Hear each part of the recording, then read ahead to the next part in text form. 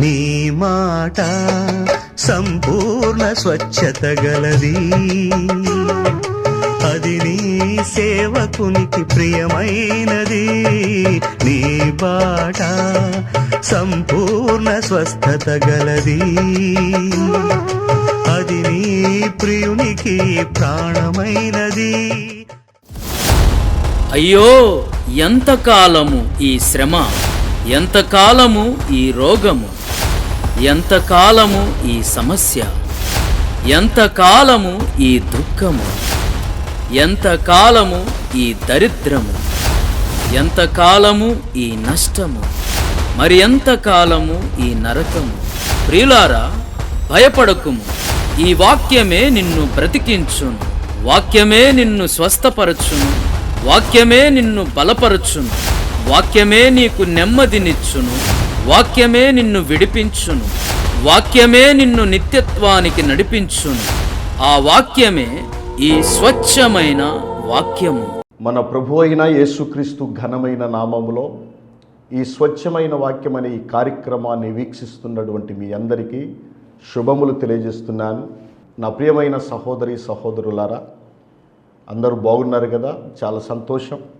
ఈ స్వచ్ఛమైన వాక్యం అనే ఈ కార్యక్రమాన్ని అనేక మంది వీక్షిస్తున్నారు. అనేక మంది మాకు ఫోన్లు చేస్తూ మమ్మల్ని ఎంతగానో పురికొల్పుతూ ఉన్నారు. ఎస్, దేవునికి మాత్రమే మహిమ కలుగును గాక. నిజంగా ఈ కార్యక్రమానికి అనేకులు ప్రార్థన చేస్తూ ఉన్నారు. ఇది నిరాటంకముగా ఈ కార్యక్రమం జరుగునట్లు మీరు ప్రార్థించండి. ఖచ్చితంగా ఈ యొక్క కార్యక్రమానికి మీరు సహకారులుగా నిలవండి. దేవుడు అద్భుతమైనటువంటి విషయాలు, అనేకమైనటువంటి విషయాలు మన ముందు ఉంచటానికి దేవుడు ఇష్టపడుతున్నాడు. నా ప్రియమైన సహోదరి సహోదరులారా, ఈ కార్యక్రమాన్ని వీక్షిస్తున్నటువంటి మీరు బహు జాగ్రత్తగా దేవుని మాటలు ఆలకించాలని, వినాలని ప్రత్యేకంగా ఒక దైవజనునిగా కోరుకుంటూ ఉన్నాను. గమనించండి, ఒక పట్టణములో ఒక పోలీస్ స్టేషన్ ఉందంట. ఆ పోలీస్ స్టేషన్లో చాలామంది పోలీసు వారు, అదేవిధంగా ఎస్ఐ, ఆ బలగం అంతా ఉంది. అయితే ఆ పోలీస్ స్టేషన్లో ఉన్నటువంటి ఆ ఎస్ఐ ఒక పోలీసు వ్యక్తిని బాగా చులకనగా చూసేవాడంట, తక్కువగా మాట్లాడేవాడు, తక్కువగా చూసేవాడంట. ఆ తరుణములో ఈ పోలీస్ అనేటువంటి ఈ యొక్క యవనస్తుడు చాలా కృంగిపోయి, నలిగిపోయి, అయ్యో, నా పై అధికారి నన్ను ఎందుకు ఇలా చులకనగా చూస్తూ ఉన్నాడు, తక్కువ చేసి మాట్లాడుతూ ఉన్నాడు, ప్రతి చిన్నదానికి పెద్దదానికి నన్ను అవహేళనగా మాట్లాడుతున్నాడు, హేళనగా మాట్లాడుతున్నాడు అని చెప్పి పలుమార్లు కృంగిపోయాడు, నలిగిపోతూ ఉన్నాడు. పదే పదే ఆ పై ఆఫీసర్ ఆ పోలీసు వ్యక్తిని బాగా ఇబ్బంది పెడతా ఉన్నాడు, బాధ పెడతా ఉన్నాడు. చెప్పాలంటే చాలా చులకనగా మాట్లాడుతూ ఉన్నాడు. అలాంటి తరుణములో ఈ బాబు ఎంతో నలిగిపోయి చాలా డిప్రెషన్లోనికి వెళ్ళిపోయాడు. ఎందుకు నన్ను ఇంతగా చులకనగా చూస్తున్నాడు? నిజమే, నేటి దినాలలో చాలామంది ఇతరులను తక్కువ చేసి మాట్లాడటం, చులకనగా చూడటం, తృణీకరించటం, హేళనగా మాట్లాడటం, ఎగతాళి చేయటం అనేది బాగా అలవాటుగా మారిపోయింది నేటి దినాల్లో.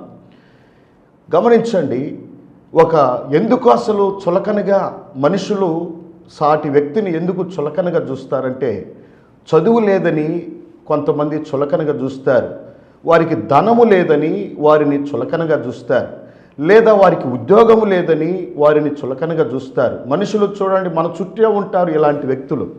ఇలాంటి వారు, మనల్ని చులకనగా చూసేవారు, ఇలాంటి వారు చాలామంది మన చుట్టే ఉంటారు.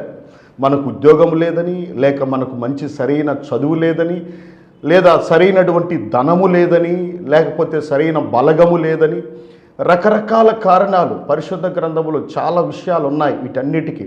అయితే లోకములో, మనం సమాజంలో ఒక్కసారిగా మనం పరిశీలన చేస్తే చాలామంది ఇతరులను తృణీకరించటం, ఇతరులను చిన్నసొమ్ము చూడటం, ఇతరులను చులకనగా చూడటం, తేలికగా మాట్లాడటం, హేళనగా మాట్లాడటం, కుటుంబాలలోనే సొంత అన్నదమ్ములే తమ్ముణ్ణి చులకనగా చూస్తారు, లేక తమ్ముడు అన్నను చులకనగా చూస్తాడు. ఈ విధంగా ప్రతి కుటుంబములో ఈ చులకన భావం లేక ఈ తృణీకరించటం లేక తిరస్కరించటం అనేది ప్రతి ఆఫీసులో కనపడుద్ది, ప్రతి ఇంటిలో కనపడుద్ది.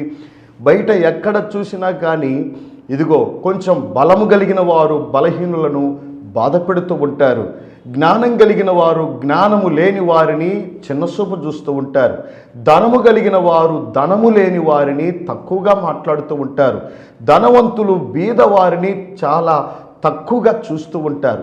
ఇది ప్రపంచంలో ఎక్కడ చూసినా కానీ ఈ యొక్క చులకన భావం అనేది ప్రపంచాన్ని పట్టి ఆవరించి ప్రజలను బాధ పెడుతూ ఉంది.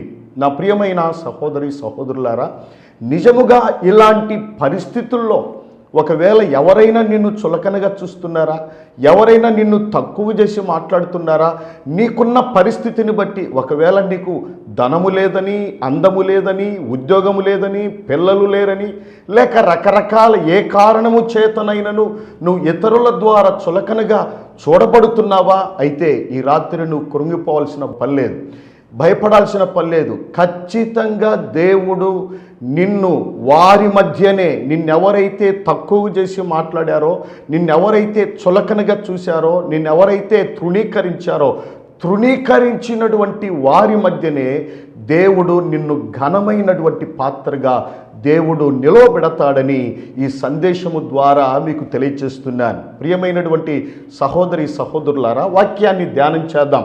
చూడండి, 118వ కీర్తన 22వ వచనం మనము గమనించినట్లయితే, ఇల్లు కట్టువారు నిషేధించిన రాయి మూలకు తలరాయి ఆయను. ఇల్లు కట్టేవారు కొన్ని పర్యాయములు కొన్ని రాళ్ళను ఏం చేస్తారంటే పడేస్తారు. ఇది పనికిరాదు, దీనికి సరైన మూల లేదు, సరైనటువంటి స్ట్రక్చర్ లేదని చెప్పి కొన్ని రాళ్ళను ఏం చేస్తారంటే పడేస్తారు. చివరికి ఆ పడద్రోయబడినటువంటి ఆ రాయే కొంత సమయం తరువాత అదే రాయి మూలకు తలరాయిగా మారుతుంది. నిజమే, ఇలాంటి పరిస్థితి నిన్నెవరైతే తృణీకరించారో, ఎవరైతే నిన్ను తోలనాడారో, ఎవరైతే నిన్ను చిన్నసూపు చూశారో, ఎవరైతే నిన్ను తిరస్కరించారో వారి మధ్య దేవుడు నిన్నేం చేస్తారంటే ఒక ఘనమైన పాత్రగా, ఒక బలమైన పాత్రగా, ఒక ఉన్నతమైనటువంటి పాత్రగా దేవుడు నిలవబెడతాడని తెలియజేస్తున్నాను. ప్రియమైన సహోదరులారా, పరిశుద్ధ గ్రంథములో కొన్ని సందర్భాలను మనము గమనించుదాం. ఒకవేళ నువ్వు నిజంగా ఇతరుల చేత బాధపడుతున్నావేమో, తృణీకరింపబడుతున్నావేమో, చులకనగా చూడబడుతున్నావేమో, ఒకవేళ ఈ యొక్క సమయంలో దేవుని మాటలు నువ్వు మనసు పెట్టి నువ్వు విన్నట్లయితే దేవుడు ఖచ్చితంగా నువ్వు ఏ స్థితిలో ఉన్నా ఆ స్థితిలో నుండి దేవుడు నిన్ను పైకి లేపునుగాక, దేవుడు నిన్ను ఆశీర్వదించునుగాక, దేవుడు నిన్ను బలపరచునుగాక, దేవుడు నిన్ను అత్యున్నతమైన స్థాయిలో దేవుడు నిన్ను నిలబెట్టునుగాక. పరిశుద్ధ గ్రంథములో 3 ప్రాముఖ్యమైన విషయాలు మనం గమనించుదాం. తీయండి, పరిశుద్ధ గ్రంథములో న్యాయాధిపతుల గ్రంథం 11వ అధ్యాయం 1, 2, 3 వచనాలు మనం చూస్తే, గిలాదు వాడైన యెఫ్తా పరాక్రమము గల బలాఢ్యుడు, అతడు వేశ్య కుమారుడు. గిలాదు యెఫ్తాను కనెను. గిలాదు భార్య అతనికి కుమారులను కనగా వారు పెద్దవారై యెఫ్తాతో, నీవు అన్యస్త్రీకి పుట్టిన వాడవు గనుక మన తండ్రి ఎంట నీకు స్వాస్థ్యము లేదనిరి. యెఫ్తా తన సహోదరుల యొద్ద నుండి పారిపోయి టోబు దేశమున నివసింపగా అల్లరి జనము యెఫ్తా యొద్దకు వచ్చి అతనితో కూడా సంచరించుచుండెను. చాలండి. నా ప్రియమైన సహోదరులారా, మనం చదువుకున్నటువంటి ఈ వాక్య భాగములో యెఫ్తా అనేటువంటి ఒక వ్యక్తి ఉన్నాడు. అతడు గిలాదు వంశస్థుడు.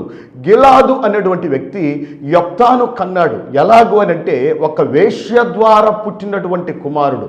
అయితే సొంత భార్యకు పుట్టినటువంటి కుమారులు ఏం చేశారంటే, నీవు వేశ్య కుమారుడవు, నీవు వేశ్యకు పుట్టినటువంటి కుమారుడవు, మాతో మీకు పాలు లేదు అని చెప్పి భయంకరంగా యెఫ్తాను చులకనగా లేక తక్కువ చేసి మాట్లాడటం లేక తృణీకరించటం, చెప్పాలి అంటే వారు చేసేటువంటి ఆ క్రిటిసైజ్ అనేది సామాన్యమైంది కాదు. సొంత అన్నలే ఎంత భయంకరంగా యెఫ్తాను ఏడ్పించారంటే, తమ తండ్రి ఎంట ఉండలేక ఆ స్థలము నుండి పారిపోయాడంట యొప్తా.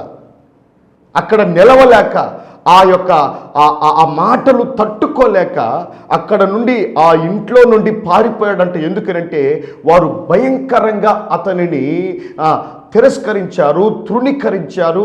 నీవు మా యొద్ద ఉండటానికి వీల్లేదు, నువ్వు ఉండటం వలన మాకున్నటువంటి విలువలు తగ్గిపోతున్నాయి, మా పరువు పోతుంది, నువ్వు ఇక్కడి నుండి వెళ్ళిపోని చెప్పి సొంత సహోదరులే యొప్తాను హేళనగా మాట్లాడి, నీవు వేశ్యకు పుట్టినటువంటి కుమారుడవు, నీకు మాతో పాలు లేవు అని చెప్పి వేశ్యకు పుట్టినటువంటి కుమారుడు అని పదే పదే యొప్తా మనసును గాయపరచారు సహోదరులు. యొప్తా హృదయము బ్రద్దలైపోయింది. యొప్తా ఆ మాటలు వినలేక తల్లడిల్లిపోయి, అయ్యో నా ఇంట్లోనే నాకు సరైనటువంటి విలువ లేదే, నా సహోదరులే నన్ను సరిగా చూడటం లేదని చెప్పి సహోదరుల మధ్య నుండి ఆ ఇంటి నుండి దూరముగా, చూడండి 3వ వచనములో ఉంది, సహోదరుల యొద్ద నుండి పారిపోయే విధంగా తమ సహోదరులు, యొప్తా యొక్క సహోదరులు అంతగా అతనిని యొప్తాను తృణీకరించారు, అంతగా అతనిని చులకనగా చూశారు, అంతగా తక్కువ చేసి మాట్లాడారు, అంతగా అతనిని ఇబ్బంది పెట్టారు. నా ప్రియమైన సహోదరి సహోదరులారా, నేటి దినాలలో మన కుటుంబాలలో కూడా ఇలాంటి పరిస్థితులు కనబడుతూ ఉంటాయి. నిజమే, సొంత సహోదరులే లేక సొంత కుటుంబీకులే మనలను తక్కువ చేసి మాట్లాడటం, మన బంధువులు మనల్ని తక్కువ చేసి మాట్లాడుతూ ఉంటారు. మన బంధువులు లేక మన రక్త సంబంధికులు మనకు సరైన జ్ఞానము లేదని, సరైన తెలివితేటలు లేవని, సరైన ధనము లేదని, సరైన ఆరోగ్యము లేదని, సరైన అందము లేదని రకరకాల కారణాల చేత మనలను తృణీకరించేటువంటి పరిస్థితి మనం అనుభవిస్తూ ఉన్నాం. నా ప్రియమైన సహోదరి సహోదరులారా, నిజముగా నీ బంధువుల చేత, నీ రక్త సంబంధికుల చేత, మీ కుటుంబీకుల చేత ఒకవేళ పలుమార్లు నువ్వు తృణీకరించబడ్డావేమో, పలుమార్లు నువ్వు గేలి చేయబడ్డావేమో, ఎగతాళి చేయబడ్డావేమో, హేళన చేయబడ్డావేమో, అలాంటి పరిస్థితుల్లో నువ్వు కృంగిపోవలసిన పని లేదు. దేవుని యందు నువ్వు విశ్వాసం ఉంచినట్లయితే, దేవుని యందు నమ్మిక ఉంచినట్లయితే నీ స్థితిగతులను మార్చుటకు దేవుడు శక్తిమంతుడు. దేవుడు నీ పరిస్థితులను మార్చేస్తాడు. ఆయన నీ పరిస్థితులను తారుమారు చేస్తాడు. ఎవరైతే నిన్ను నిందించారో, ఎవరైతే నిన్ను చులకనగా చూశారో, ఎవరైతే నిన్ను తక్కువ చేసి మాట్లాడారో వారి ముందే దేవుడు నిన్ను తలగా నియమించునుగాక. దేవుడు తప్పనిసరిగా నిన్ను తలగా నియమించుతాడు. నా ప్రియమైనటువంటి సహోదరి సహోదరులారా, యొప్తా అనేటువంటి వ్యక్తి తన సహోదరుల యొద్ద నుండి దూరముగా పారిపోయాడు. వారు పెట్టేటువంటి ఆ యొక్క హేళనకు, వారు అనే మాటలు తట్టుకోలేక పారిపోయాడట. అయితే యొప్తాలో ఉన్నటువంటి గుణమేంటో తెలుసా? దేవునికి ప్రార్థించేటువంటి వాడు, దేవుని యందు విశ్వాసం ఉంచినటువంటి వాడు, దేవుడంటే భక్తి కలిగినటువంటి వాడు అని చెప్పి పరిశుద్ధ గ్రంథం తెలియజేస్తుంది. 3 విషయాలున్నాయి. యొప్తా ప్రార్థనాపరుడు, యొప్తా విశ్వాసము కలిగినటువంటి వాడు, యొప్తా దేవునికి ఒక్కసారి మాట ఇచ్చాడంటే ఆ మాటను నెరవేర్చిన వాడు అని చెప్పి గ్రంథములో మనం చూడగలం. అంత భక్తి కలిగిన వాడు, అంత పరిశుద్ధత కలిగిన వాడు. చూడండి, యొప్తాలో ఉన్నటువంటి ఆ గుణాలను బట్టి దేవుడు యొప్తాను ఎంతగా దీవించాడంటే, ఎంతగా హెచ్చించాడంటే, ఎంతగా ఆశీర్వదించాడంటే గమనించండి. ఏ ఇంటి నుండి అయితే పారిపోయాడో, ఎవరి యొద్ద నుండి అయితే పారిపోయాడో వారే యొప్తా యొద్దకు వచ్చారండి. ఒకానొక దినమున తమ సహోదరులు, తమ పెద్దలు వారందరూ యొప్తా దగ్గరికి వచ్చి, అయ్యా మాకు మీరు పెద్దగా ఉండండి, మాకు మీరు అధికారిగా ఉండండి, మాకు మీరు పెద్దగా ఉండండి అని చెప్పి యొప్తా యొద్దకు వచ్చి వారు ప్రాధేయపడ్డారంట. అంటే దేవుడు చూడండి ఏ విధంగా మార్చేశాడు.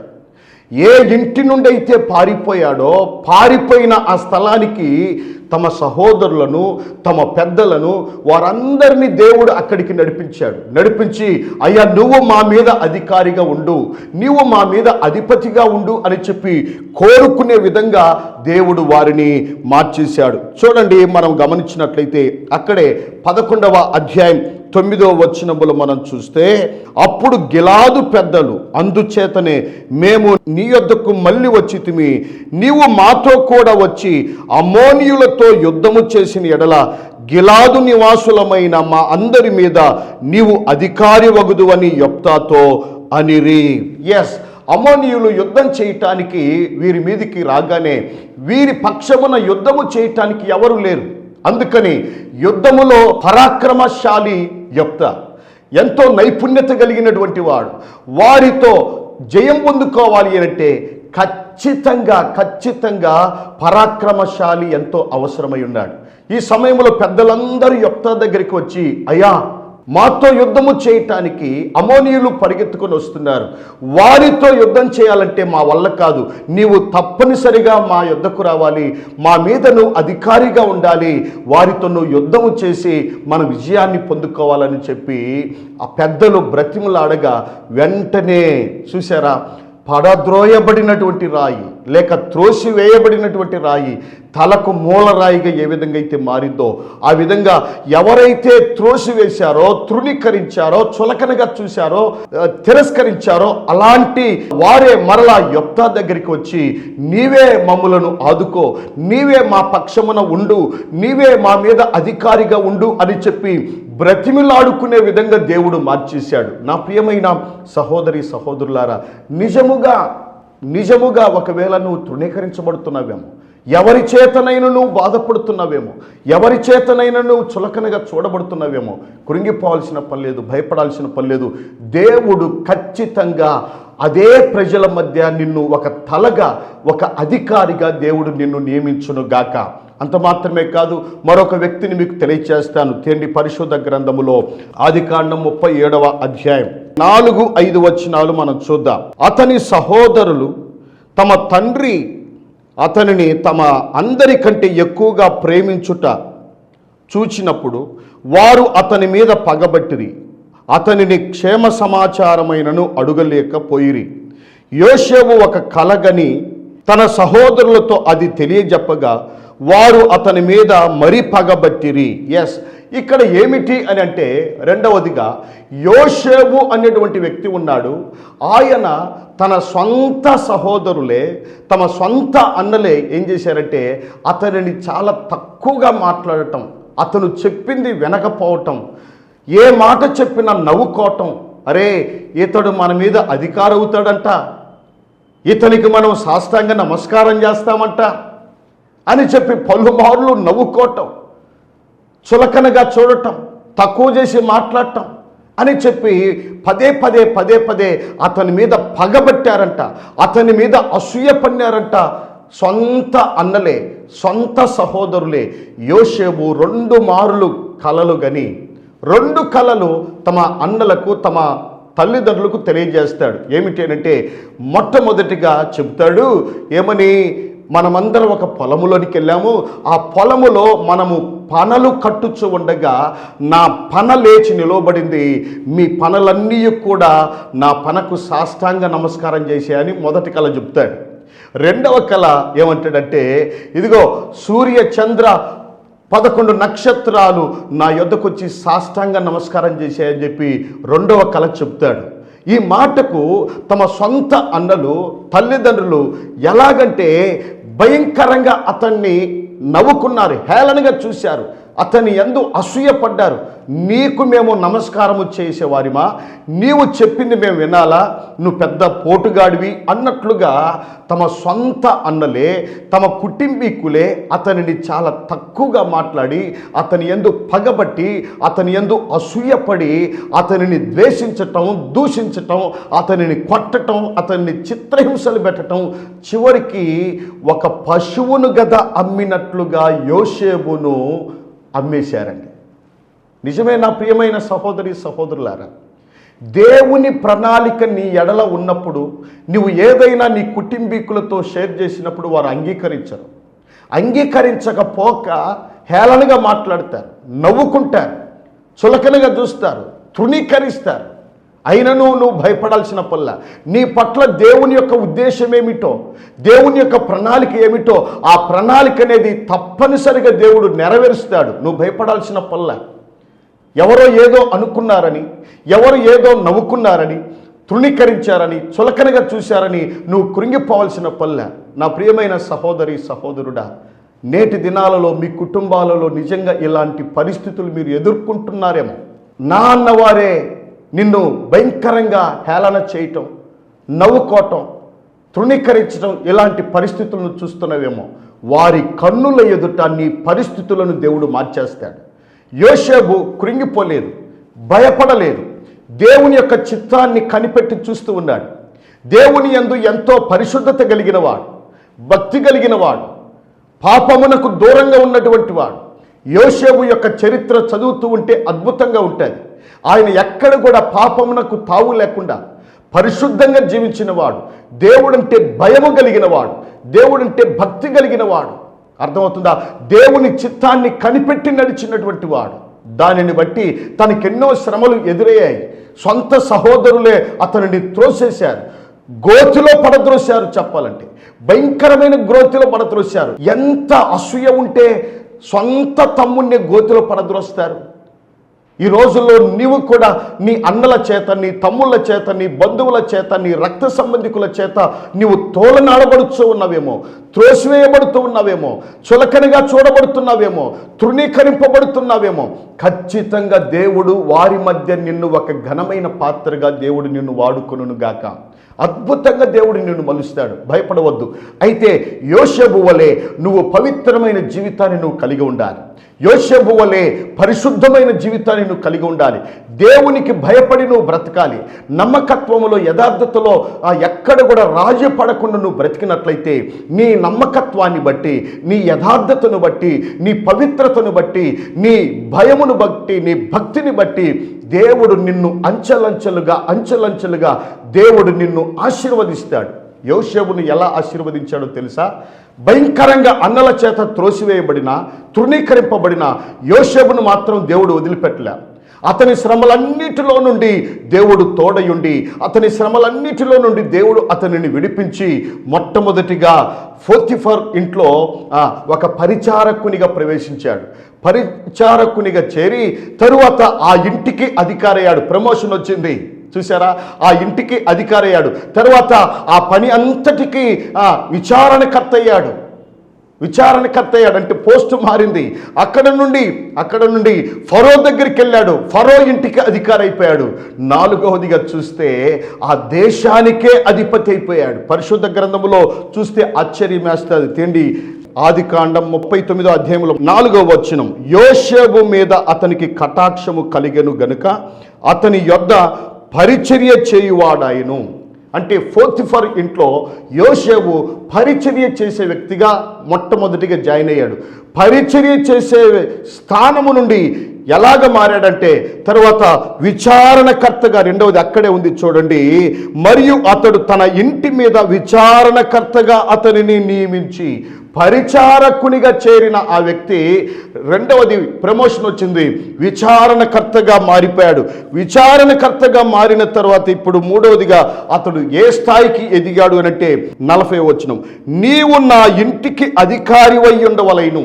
అంటే ఫరో ఇంటికి అధికారి అయ్యాడు. 3వది, ముందు పరిచారకుడయ్యాడు, 2వది విచారణకర్త అయ్యాడు, 3వది ఫరో ఇంటికి అధికారి అయ్యాడు. 4వది ఆయన స్థాయి ఎంతగా మారిందంటే ఐగుప్తు దేశం అంతటి మీద నిన్ను నియమించి ఉన్నానని యోసేపుతో చెప్పెను. మరియు ఫరో తన చేతినున్న తన ఉంగరమును తీసి యోసేపు చేతిని పెట్టి సన్నపు నార బట్టలు అతనికి తొడిగించి అతని మెడకు బంగారు గొలుసు వేసి తన 2వ రథం మీద అతనిని ఎక్కించెను. చూసారా? అంతేకాదు, అప్పుడు వందనము చేయుడని అతని ముందర జనులు కేకలు వేసిరి. అట్లు ఐగుప్తు దేశం అంతటి మీద అతని నియమించెను. ఆదికాండం 41వ అధ్యాయం 41 నుండి 43 వచనాల్లో 4 మొదట పరిచారకునిగా ప్రవేశించిన వ్యక్తి పరిచారకుని నుండి ఏ విధంగా మారాడంటే విచారణకర్తగా మారాడు. విచారణకర్త నుండి ఫరో ఇంటికి అధికారి అయ్యాడు. ఫరో ఇంటి నుండి దేశమంతటికి అధికారిగా మారాడు. నా ప్రియమైన సహోదరి సహోదరులారా, ఒకటే గుర్తుపెట్టుకోవాలి, ఎవరైతే నిన్ను తృణీకరించారో, ఎవరైతే నిన్ను తక్కువ చేసి మాట్లాడుతున్నారో, ఎవరైతే నిన్ను చులకనగా చూస్తున్నారో వారి మధ్య, వారి కన్నుల ఎదుట దేవుడు నిన్ను బహుగా హెచ్చిస్తాడు. గనుక నువ్వు భయపడాల్సిన పని లేదు. యోసేపు యొద్దకు తమ అన్నలు వచ్చి చివరికి ఏం చేశారో తెలుసా? అద్భుతంగా తమ అన్నలు యోసేపుకు సాష్టాంగ నమస్కారము చేసినట్లుగా మనం పరిశుద్ధ గ్రంథములో ఆదికాండం 50వ అధ్యాయం 18వ వచనం, మరియు అతని సహోదరులు పోయి అతని ఎదుట సాగిలపడి, ఇదిగో మేము నీకు దాసులమని చెప్పగా, ఒకప్పుడు త్రోసివేసిన చేతులే ఇప్పుడు యోసేపు అనే వ్యక్తి దగ్గరికి వచ్చి సాగిలపడి నమస్కారం చేస్తూ ఉన్నాయి. నా ప్రియమైన సహోదరి సహోదరులారా, దేవుని దృష్టిలో నువ్వు నమ్మకంగా ఉన్నప్పుడు, యథార్థంగా ఉన్నప్పుడు, భక్తి పరుడిగా ఉన్నప్పుడు ఖచ్చితంగా ఎవరైతే నిన్ను చులకనగా చూశారో, తక్కువ చేసి మాట్లాడారో, నీ యందు అసూయపడి జీవిస్తున్నారో వారి మధ్య దేవుడు నిన్ను ఘనమైన పాత్రగా దేవుడు నిన్ను వాడుకొనును గాక. మూడవది ఇంకొక మాట నేను తెలియజేస్తాను. తీయండి పరిశుద్ధ గ్రంథములో మొదటి సమూయేలు గ్రంథం 16వ అధ్యాయం 11వ వచనం నుండి మనం చూస్తే, నీ కుమారులందరూ ఇక్కడ ఉన్నారా అని యెషయిని అడుగగా అతడు, ఇంకను కడసారి వాడు ఒకడున్నాడు, అయితే వాడు గొర్రెలను కాయుచున్నాడని చెప్పాను. అందుకు సమూయేలు, నీవు వానిని పిలువనంపించుము, అతడిక్కడికి వచ్చు వరకు మనము కూర్చుందుమని యెషయతో చెప్పగా. ఏమిటి సందర్భం అంటే, పరిశుద్ధ గ్రంథములో సమూయేలు అనేటువంటి దైవజనుడు యెషయి దగ్గరికి వచ్చాడు. అయ్యా, నీ కుమారుల్లో ఒక వ్యక్తిని నేను అభిషేకించడానికి ఇక్కడికి వచ్చాను అని అనగానే తండ్రి అయిన యెషయి తన 7 కుమారులను పిలువనంపాడు. అందరినీ వరుసగా నిలబెట్టాడు. అయితే సమూయేలు దేవుని వైపు చూసి, ప్రభువా, మరి ఈ 7లో ఎవరయ్యా అని అంటే, సమూయేలును పై రూపాన్ని చూస్తావేమో, నేను ఎవరినైతే చూపిస్తానో వారిని అభిషేకించన్నాడు. వెంటనే మరి ఆ 7 వద్దన్నాడు. అయితే వెంటనే అడుగుతున్నాడు సమూయేలు, ఏమని? యెషయి, నీకు ఇంకా ఎవరైనా ఉన్నారంటే, అప్పుడు అంటాడు యెషయి, కడసారి వాడు ఒకడున్నాడు, అయితే అతడు గొర్రెల కాపరి. గొర్రెల కాపరి అంటే తన అర్థం ఏంటంటే, అతడు ఈ పనికి అర్హుడు కాదు అన్నట్లుగా మనకు అర్థమవుతుంది. బైబిల్లో ఆ విధంగా వ్రాయబడలేదు, కానీ ఆ మాటను బట్టి అతడు గొర్రెలు కాయుచున్నాడు.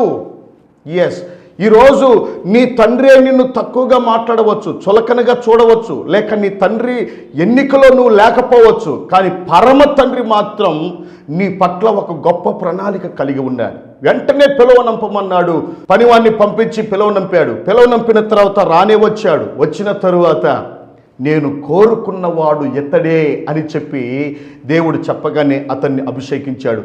అభిషేకించిన తర్వాత 2వ మారు ఇశ్రాయేలీయుల మీదికి గొలియాతు అనేటువంటి ఫిలిష్తీయుడు యుద్ధము చేయటానికి వచ్చినప్పుడు వారందరినీ తృణీకరిస్తూ ఉన్నాడు, తోలనాడుతూ ఉన్నాడు, ఎగతాళి చేస్తూ ఉన్నాడు గొలియాతు అనేటువంటి వ్యక్తి. వెంటనే ఆ గొర్రెల మందలో ఉన్నటువంటి ఆ దావీదు చివరికి గొలియాతు ఆ ఇజ్రాయేలు సైన్యము యొద్దకు వచ్చేసాడు. యుద్ధము జరిగేటువంటి ఆ ప్రాంగణము వద్దకు వచ్చి అడుగుతూ ఉన్నాడు, ఇక్కడ ఏం జరుగుతుంది? అతనిని ఓడించిన వానికి బహుమానం ఏమిటి అని అడగగానే ఆ మాట అక్కడి నుండి తన సొంతాన్నే, అరే నువ్వు ఎందుకు వచ్చావురా బాబు, ఈ యుద్ధము చూడటానికైనా నువ్వు వచ్చిందని చెప్పి అన్న తృణీకరించాడు. మొదట తండ్రి తనను తక్కువగా చూశాడు, తర్వాత అన్న చులకనగా చూశాడు, తర్వాత ఫరో కూడా అక్కడ అంటాడు, సౌలు కూడా ఏమంటాడంటే, ఇదిగో నువ్వు ఆ వ్యక్తితో యుద్ధం చేయటానికి నీ వల్ల కాదు, నీ చేత కాదని చెప్పి అంటాడు.